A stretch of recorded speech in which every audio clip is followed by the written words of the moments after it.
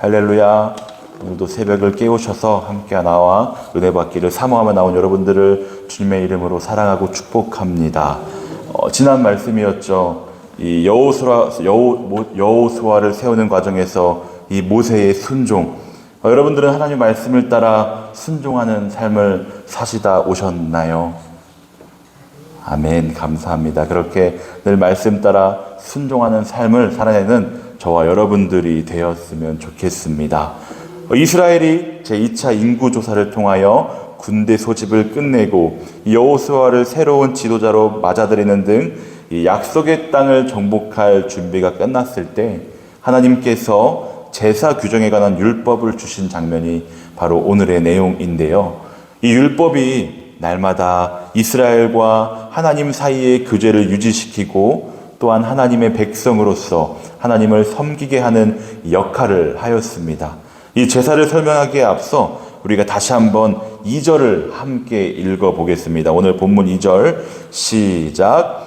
이스라엘 자손에게 명령하여 그들에게 이르라. 내 헌물, 내 음식인 화제물, 내 향기로운 것은 너희가 그 정한 시기에 삼가 내게 바칠지니라. 아멘. 내 헌물, 내 음식, 내 향기로운 것, 바로 나라는 말을 열거한 이유를 우리가 알아야 할 테인데요. 바로 제사의 주체가 하나님이시라는 것이죠. 즉 제사는 제물을 바치는 사람보다도 그것을 받으시는 이 여호와의 입장이 더욱 중요하다는 것입니다. 그래서 우리는 살아가면서 이런 질문들을 계속 던져야 하겠죠. 하나님이라면 어떻게 하셨을까? 과연 하나님의 마음은 어떠하셨을까라고요. 하나님께서 인간을 지으신 목적은 인간을 통하여 찬양과 영광을 받으시기 위함입니다. 그러므로 모든 제사의 제물은 여호와께 대한 신앙의 표현이며 감사의 상징이 되어야 합니다. 오늘날 하나님의 자녀된 우리는 우리 자신의 삶 전체가 하나님께 드려진 제물로서 그에 합당한 생활을 해나가야 할 줄 믿습니다. 오늘 함께 상번제, 안식일, 이 월삭의 규정을 함께 살펴보면서요, 우리에게 주는 의미가 무엇인지를 깨달으며 은혜 나누는 귀한 시간 되길 바랍니다. 먼저 날마다 바치는 번제물, 이 상번제를 보면 이 날마다 아침과 저녁으로 드리는 제사로서 제단에서 계속적으로 제물을 태워 드리는 제사를 말합니다. 하나님께서는 이스라엘 백성들이 하루를 예배로 시작해서 예배로 마치게 하셨습니다. 하나님께 드리는 제사에는 소나 양이나 염소 같은 이 짐승으로 드리는 제사가 있었고, 우리가 함께 말씀을 읽어왔듯이 또 곡식으로 드리는 소제가 있었습니다. 그리고 기름이나 포도주 또는 독주를 부어드리는 전제가 있었습니다. 이 태우는 것은 하나님께 온전히 바침을 의미하는데요. 특별히 우리를 구원하시기 위하여 희생당하신 그리스도를 예표하는 것이죠. 함께 드려진 고운 가루는 그리스도의 온전하신 순종을, 또 기름은 성령을, 독주는 하나님을 기쁘시게 한 그리스도의 철저한 순종을 가리킵니다. 상번제는 하나님 백성이 매일 하나님을 위하여 살아야 한다는 것을 의미합니다. 앞서 말했듯 상번제는 아침과 저녁으로 드렸는데 우리의 매일의 삶이 하나님께 대한 헌신으로 시작했다가 하나님께 대한 헌신으로 끝나야 한다는 것을 나타냅니다. 예배는 주일에 교회에서만 드리는 것이 결코 아니죠. 이 개인적으로나 가정적으로 우리는 날마다 기도하며 찬양함으로 매일 하나님께 예배를 드려야 할 줄 믿습니다. 성도는 일주일에 한 번만이 아니라 날마다 하나님 앞에 나아가야 할 줄 믿습니다. 하나님께서 우리를 항상 기억하여 주시는 것처럼 우리도 날마다 우리를 구원하신 하나님을 기억하고 예배를 드려야 하는 것이죠. 여러분들은 하루를 어떻게 시작하십니까? 어떤 사람들은 일어나서 핸드폰으로 이 새벽에 진행된 인기 있는 스포츠의 결과를 보기도 하고요. 일어나서 헬스장을 가기도 하고, 요즘은 어떤 지면으로 된 신문이 아니라 TV를 켜서 뉴스를 보면서 하루를 시작하기도 합니다. 그러나 우리 성도들은 이 기도와 말씀으로 하루를 시작해야 합니다. 왜냐? 우리는 하나님의 백성이기 때문이죠. 하나님께서 은혜와 능력을 주셔야 우리는 하루를 제대로 살 수 있습니다. 뿐만 아니라 하나님의 은혜와 능력을 힘입어 최선을 다해서 하루를 살았다면 이 나머지 모든 것은 하나님께 맡기고 평안하게 잠자리에 들 수도 있어야 합니다. 아직 못다한 일이 많고 여전히 해결되지 못한 문제가 있다 해도 하나님을 신뢰하며 평안하게 잠자리에 드는 것입니다. 이 솔로몬의 시를 보면요, 이 여호와께서 집을 세우지 아니하면 세우는 자의 수고가 헛되다고 하였습니다. 여호와께서 성을 지키지 아니하시면 파수꾼의 깨어 있음이 또 헛되다고 말씀하셨고요. 재물을 모으기 위해 유익을 위해 일찍 일어나 늦게까지 수고한들 하나님께서 안 계시면 무슨 유익이 있겠냐 얘기합니다. 그러면서 얘기하죠. 하나님께서 사랑하시는 자에게 잠을 허락하신다고요. 하나님께 소망을 둘 때요, 우리가 하나님께 소망을 둘 때 평안하고 안정된 마음이 허락됩니다. 저와 여러분들의 밤이 더 나아가서 매 순간순간이 이렇게 평안하였으면 좋겠습니다.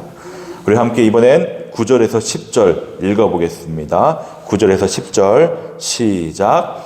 안식일에는 1년 되고 흠없는 수장 2마리와 고운 가루 10분의 2에 기름 섞은 소제와 그 전제를 드릴 것이니 이는 상번제와 그 전제 외에 매 안식일에 번제니라.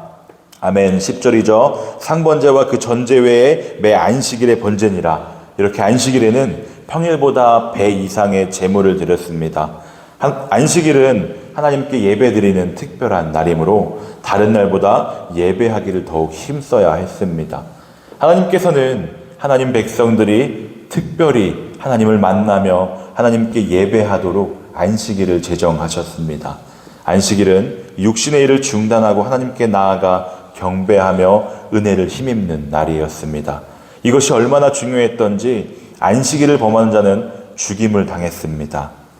이것을 통해 하나님께서는 육신의 일과 먹고 사는 것보다 하나님께 경배하며 은혜를 힘입는 것이 우선이라는 것을 강조하셨습니다. 많은 사람들이 이렇게 얘기하죠. 교회를 다니다 안 나오는 사람들, 또는 이제 전도하고 싶은 사람들, 그 사람들의 얘기를 들어보면 형편이 나아지면 신앙생활을 잘 하겠다고 말을 많이 하죠. 그러나 그것이 불가능에 가까운 것 같아요. 어려울 때 하나님을 온전히 섬기지 못하는 사람은 이 형편이 좋아져도 하나님을 잘 섬길 수가 없게 됩니다. 그때는 바쁜 일들, 하고 싶은 일들이 더 많아지기 때문일 텐데요. 하나님의 백성은 무엇보다 우선적으로 하나님을 경배하고 은혜를 힘입어야 합니다.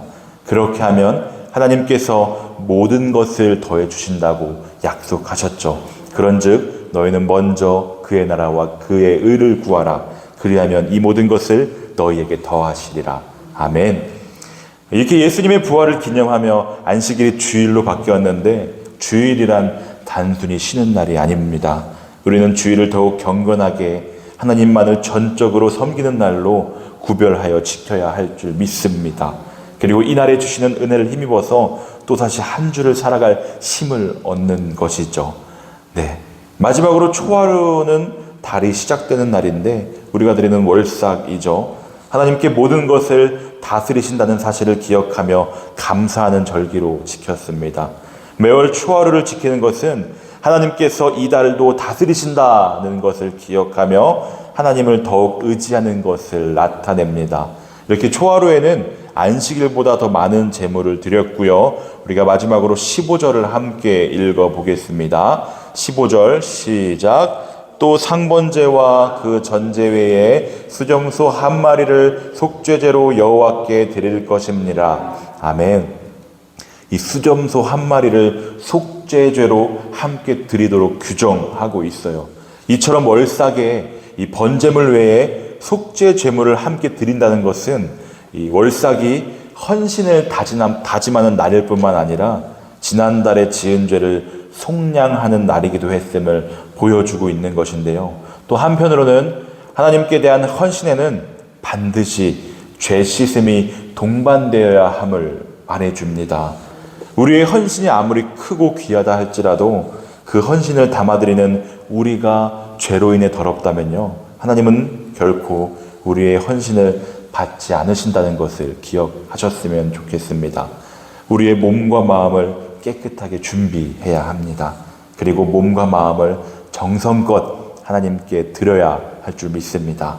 이 안식일이나 월삭, 곧 처음의 시작을 하나님 안에서 시작한다는 것인데요, 이렇게 오늘도 또 새로운 한 날이 시작되었습니다. 말씀을 마치려고 하는데요, 오늘 여러분들의 기도는 과연 어떠한 기도가 되어야 할까요? 이러한 고백이 있었으면 좋겠습니다. 하나님께서 역사와 만물을 다스리시는 것을 믿으며 날마다 매 순간순간마다 감사함으로 살겠습니다 라고요. 이런 고백이 저와 여러분들의 기도 제목이고 기도의 고백이 되었으면 좋겠습니다. 이렇게 하나님께 기쁨이 되고 영광이 되는 저와 여러분들이 되기를 주님의 이름으로 축복합니다.